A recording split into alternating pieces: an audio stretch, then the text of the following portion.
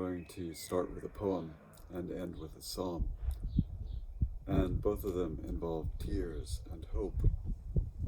Here's the poem, Portrait of the Psalmist as a Man in Tears, by Michael Simons Roberts.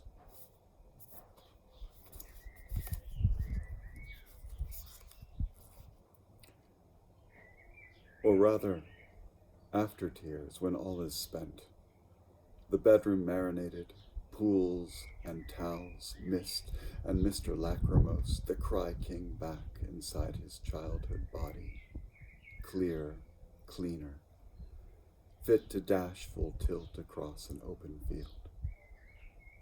Now look, his old self says to him, there's milk in the refrigerator, winds and pines outside, a list pinned up with all the tide times. Seize the day, the gift those tears have left. Try not to make the same mistakes again. So he stands in the hallway and is calm, the powders of his fear too damp to light. And for the first time yet he sees the bones that form his soul, a skeleton so strong that he does, leave home and start again.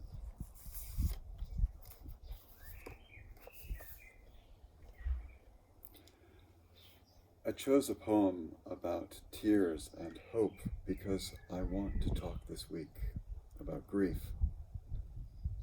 And I think there's a need to recognize just how much grief there is around at the moment.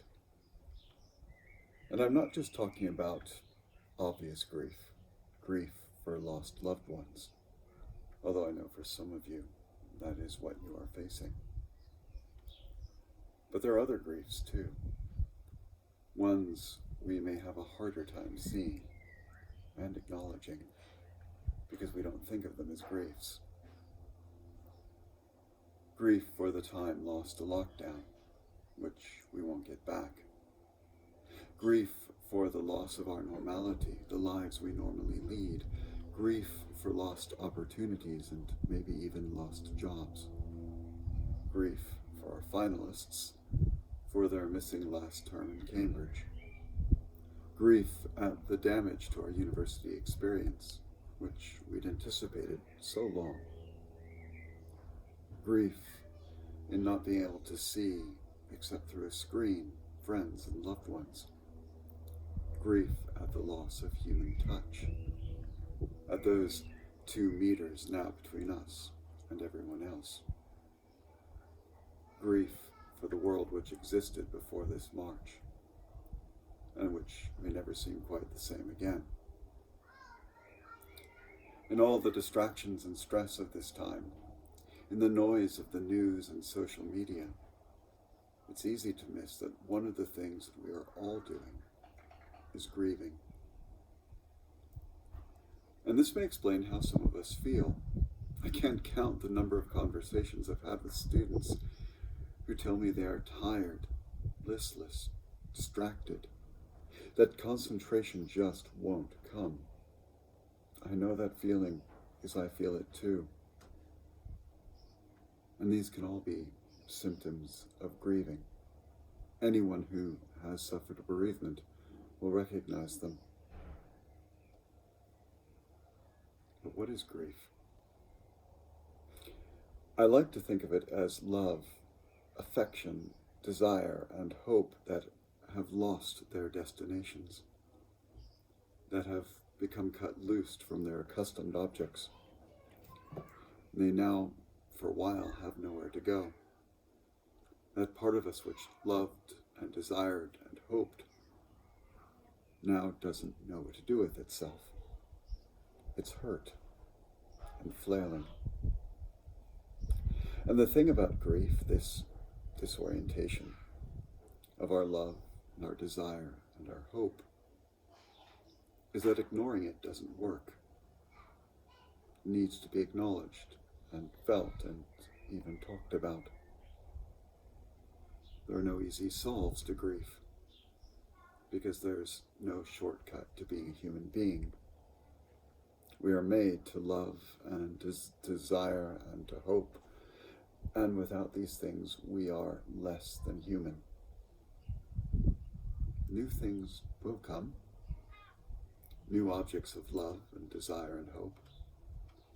There will be new and a very different future for us. But that will take time.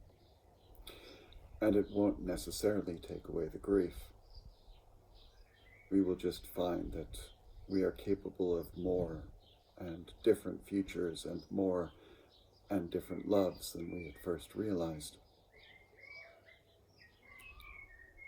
I promised to end with a psalm.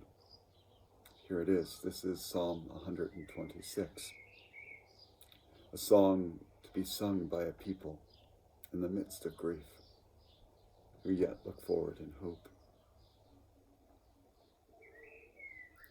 When the Lord restored the fortunes of Zion, we were like those who dream.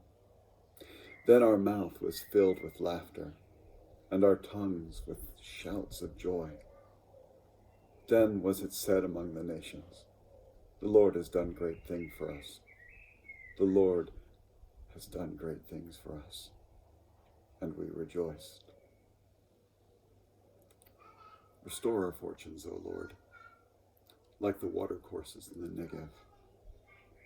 May those who sow in tears reap with shouts of joy. Those who go out weeping, bearing the seed for sowing, they shall come home with shouts of joy, carrying their sheaves. For a while now, we all must grieve, but there will be a future. There will once more be laughter. There will once more be joy. Until then, take care of yourself.